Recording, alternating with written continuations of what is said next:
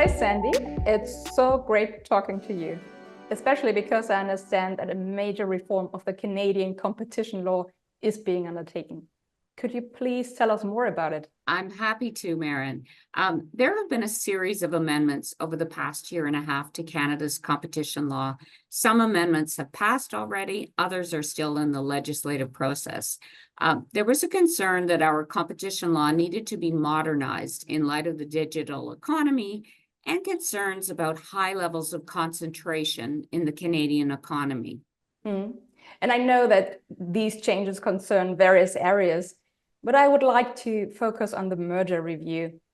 In particular, will the changes mean that more transactions will require notification? That is quite possible. And the reason is that the size of target threshold would be changed under the proposed amendments to include sales of the target into Canada. Currently, those are not taken into account, so there may be more transactions that are notifiable. And are there any changes proposed relating to how Canada is dealing with smaller acquisitions that are not notifiable? Yes, there is a concern about so-called killer acquisitions, where a big firm buys a small new entrant and thereby prevents competition.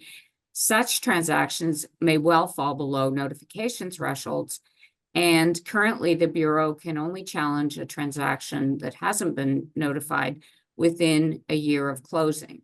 If the proposed amendment becomes law, this period will be extended to 3 years. However, parties could reduce the risk by voluntarily notifying the transaction, and then the limitation period would remain at 1 year. Okay, and will there be changes on how the competition authority actually examines a transaction? Well, one change is that the efficiencies defense has been repealed. And this means that the tribunal can now prohibit a merger even where it is demonstrated that efficiency gains from the transaction outweigh the negative competitive effects of a transaction. And a proposed change is highlighting that merger review may consider the impact of mergers on labor. The impact of this proposed change is not clear, given that currently suppliers to merging parties may be considered in merger assessments. But these are quite some changes which may lead to more aggressive competition enforcement by the Canadian regulator. Are there also any procedural changes that will make it easier for the regulator to challenge transactions? Well, under current law, parties may be able to close a transaction where the Bureau is in the process of seeking an injunction to prevent parties from closing, and there has not yet been a ruling by the Competition Tribunal. Under the proposed amendment, parties would not be able to close before the tribunal rules on the injunction application, so that's significant. And when will the new rules enter into force? Well, the efficiencies defense came into force on Friday, December 15. The other amendments are currently before Parliament.